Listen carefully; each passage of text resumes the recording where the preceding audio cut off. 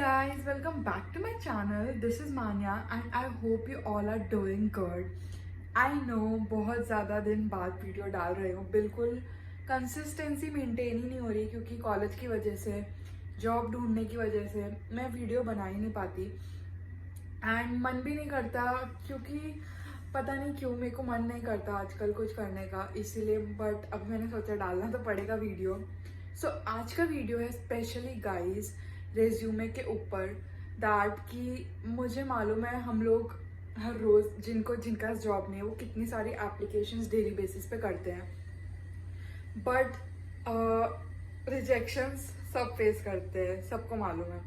तो गाइज हम लोग को लगता है कि हमारा रेज्यूमे सबसे ज़्यादा बेस्ट है, बट कंपनीज के लिए वो बेस्ट नहीं होता। सो मैं आज बताने वाली हूँ कैसे आप लोगों को ATS फ्रेंडली रेज्यूमे बनाना चाहिए, क्योंकि आजकल कंपनीज जो भी हायरिंग करती है वो एक AI प्लेटफॉर्म यूज़ करती है जिससे वो लोग रेज्यूमे को चेक करते हैं एंड देन उसके बेसिस पे आपको कॉल आता है कि यार आप सिलेक्ट हुए हो सेकेंड राउंड इंटरव्यू के लिए, ये वो। तो पहले ये स्क्रीनिंग होती है AI प्लेटफॉर्म के थ्रू, क्योंकि जो कंपनीज हायरिंग करती है वो लोग उनके पास कितनी सारी एप्लीकेशंस आती होगी, आपकी तरह कितने लोग उन पे अप्लाई करते होंगे हर पोजीशन पे। तो अब कंपनीज एक एक करके तो देखने बैठेगी नहीं कि ये अच्छा है, इसका रिज्यूमे ऐसा है, इसका रिज्यूमे वैसा है।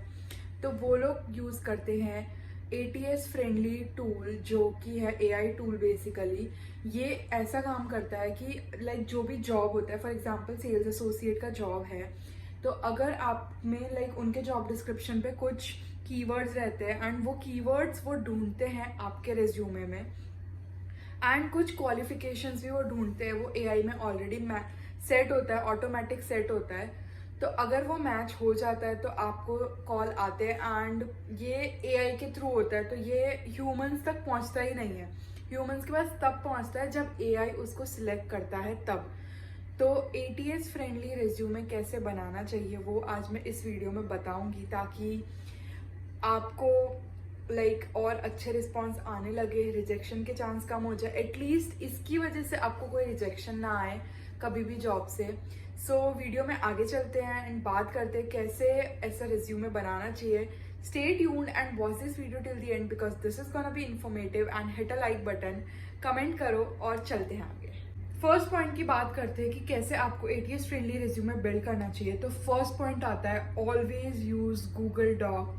गूगल डॉक को यूज़ करो अपना रेज्यूमे बनाने के लिए, क्योंकि बेस्ट चीज़ है। इस पे आप रेज्यूमे बनाओगे एकदम इजीली आप बना पाओगे एंड इस पे आप खुद टाइप करके अपने हिसाब से अपने एक्सपीरियंस, अपने स्किल्स, अपने सर्टिफिकेशंस अपने हिसाब से सब ऐड कर सकते हो। जैसे आपको फॉन्ट चाहिए वैसा आप डाल सकते हो। तो मैं ये कहूँगी कि हमेशा गूगल डॉक का यूज़ करके ही बनाओ एंड उसमें ऑटोमेटिक ग्रामरली भी आ जाता है, ग्रामरली होता ही है। तो अगर आपकी कोई ग्रामेटिकल मिस्टेक है, स्पेलिंग्स में एरर है, तो वो ऑटोमेटिकली डिटेक्ट कर देगा कि आपका ये मिस्टेक है, तो वो आप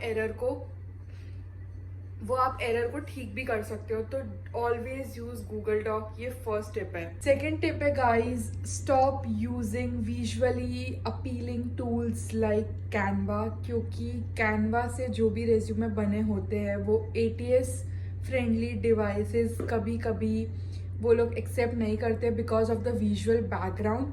क्योंकि कभी कभी कैनवा में हमने रेज्यूमेस देखे होंगे कि पीछे कलरफुल बैकग्राउंड रहता है, देन कोई लोग तो अपनी फ़ोटो भी लगा देते हैं एंड ऐसे सब होता है। तो कभी भी रेज्यूमे में अपनी फ़ोटो मत लगाओ एंड एक कलर ही होना चाहिए, ब्लैक एंड वाइट बोलिए, ब्लैक फॉन्ट्स एंड पूरा पीछे वाइट। कोई ये नहीं है कि हाईलाइट कर रहे हो आप ये पिंक में, ये येलो में, तो ऐसा मत करो क्योंकि ये सॉफ्टवेयर्स एक्सेप्ट नहीं करते। तो ये एकदम वेस्ट ऑफ टाइम है फिर अपना रेज्यूमे बनाने का। थर्ड आता है guys, always use professional layout, क्योंकि ऐसा लेआउट यूज़ करो जो इजी हो, ATS ऑटोमेटिकली डिटेक्ट कर सके। एक सीक्वेंस में होना चाहिए, ऐसा नहीं है कि आधा इधर लिखा है आधा उधर लिखा है, ये पॉइंट पे भी आगे बताती हूँ, बट एकदम प्रोफेशनल लेआउट होना चाहिए आपका। लगना चाहिए हाँ कि आपका नाम है ऊपर, आपका कोई जो भी आपको एक जॉब का अपना हेडलाइन डालना वो डाल सकते हैं, आपका एड्रेस तो पूरा तो नहीं डालते, अपना सिटी और अपना प्रोविंस डाल दो, देन अपना ईमेल आईडी, अपना फ़ोन नंबर, एंड देन शुरू करो अपना रिज्यूमे बिल्ड करना। फिर आता है गाइस, जैसा मैंने बताया, डोंट ऐड इमेजेस और एनी टाइप ऑफ ग्राफिक्स। कोई भी ऐसा चीज़ मत यूज़ करो जो एटीएस को ट्रेस करने में प्रॉब्लम हो, क्योंकि वो इमेजेस होगा तो ऑटोमेटिकली पहले ही आपका रेज्यूमे रिजेक्ट हो जाएगा, तो कोई सेंस नहीं है। Then guys, single column layout, जैसा मैंने बताया कि एक साइड ही पूरा अपना रखो, या तो लेफ्ट रख रहे हो तो लेफ्ट रखो, या तो राइट रख रहे हो तो राइट रखो। ऐसा नहीं है आधा इधर लिख रहे हो आधा उधर लिख रहे हो। Guys, keep your resume very concised and focused. कुछ भी आलतू फालतू चीज़ें रेज्यूमे मत डालना, टू द पॉइंट चीज़ें लिखना। जो आपने, अगर आपकी स्किल्स है वो मेंशन करो, जो आपके पास्ट एक्सपीरियंस है वो मेंशन करो। झूठ भी बोल रहे हो तो लिमिट में बोलना, लिखना, एंड कुछ भी आलतू फालतू मत लिख देना जो रेलेवेंट ही ना हो, आपकी जॉब के रिलेटेड ना हो। तो अगर ऐसे सब होगा और आपका रिज्यूमे फालतू में बड़ा होगा तो वो ऑब्वियसली पहले ही रिजेक्ट हो जाएगा, उसका कोई सेंस नहीं है। तो ये मेरी टिप है, एकदम प्रिसाइज होना चाहिए आपका रिज्यूमे। देन गाइस, हमेशा अपने पास्ट एक्सपीरियंसेस को, अपने एजुकेशन, जो आपका करंट एजुकेशन है उसको हाईलाइट करके लिखो, एंड अपने कोर्स का नाम हाईलाइट कर दो, एंड अपने जो, जैसे मैंने बेस्ट बाय में काम किया था as a customer service representative, तो अब वो मेरी पोस्ट हो गई, तो मैंने कंपनी का नाम और अपने पोस्ट का नाम हाईलाइट करके लिखा है, एंड देन जो जो मैंने काम किया है वो उसके अंदर आ जाता है। अब सबसे क्रूशियल बात करते हैं जो रेज्यूमे में लोग मिस्टेक करते हैं कि क्या लिखना चाहिए। सो गाइस, सबसे पहले अगर आप अपना वर्क एक्सपीरियंस डाल रहे हो तो मेरे हिसाब से आपको जो आप प्रेजेंट में काम कर रहे हो उधर से लेके जो आपने काम पिछले कुछ सालों में किया है, तो प्रेजेंट टू पास्ट जाना है, ना कि पास्ट टू प्रेजेंट। तो ये एक चीज़ ध्यान रखना कि आप ऐसे करो। एंड अगर मैंने बेस्ट बाय में काम किया as a customer service representative, तो मैंने उसके अंदर वही पॉइंट्स लिखे हैं जो काम मैंने बेस्ट बाय में किया था। हम लोग ऑनलाइन जो ऑर्डर्स आते थे वो पिकअप करते थे स्टोर से। Then as a customer service representative पे हमको डेस्क पे भी रहना पड़ता था, कस्टमर्स को कैश आउट भी करना था, रिटर्न्स और सब कुछ, ये सब मैनेज करना पड़ता था। तो मैंने जो जो मेरे रोल्स एंड रिस्पॉन्सिबिलिटीज़ थे बेस्ट बाय में, वो मैंने लाइन टू लाइन सारे मेंशन किए हैं।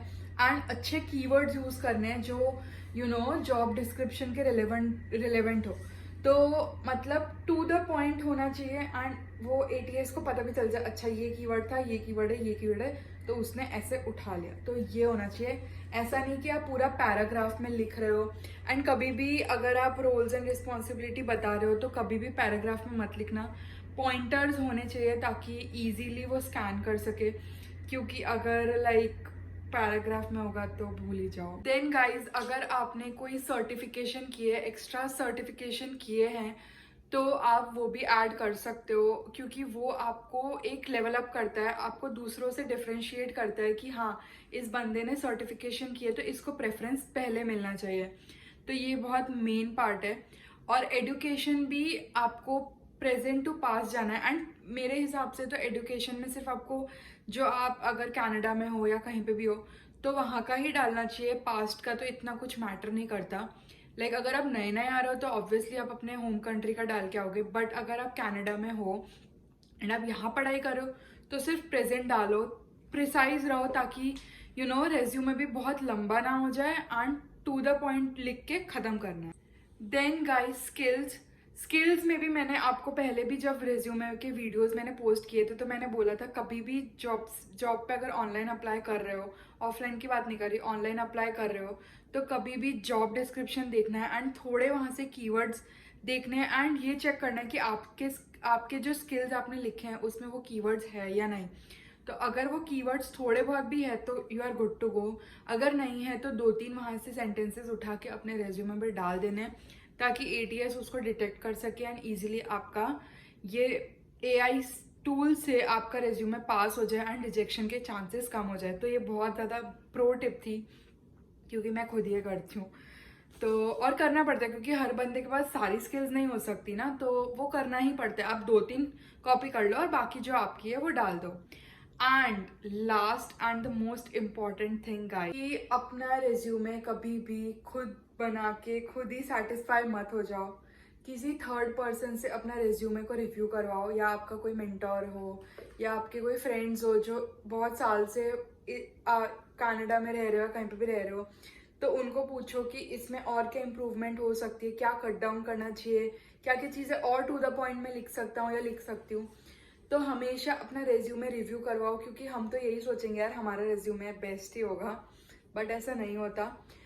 बट जो लोग यहाँ होते हैं उन्हें पता होता है कि क्या क्या रिक्वायरमेंट रहती है जॉब्स की, कैसे वो स्क्रीनिंग होती है, कैसे आप आगे पास कर सकते हो लाइक वो stage. So always ask, help low and करो, एंड जॉब्स पे अप्लाई करते रहो। ऑनलाइन जितनी कर सकते हो करो, दिन की 100 जॉब्स पे अप्लाई करो, कहीं ना कहीं से तो आ ही जाएगा।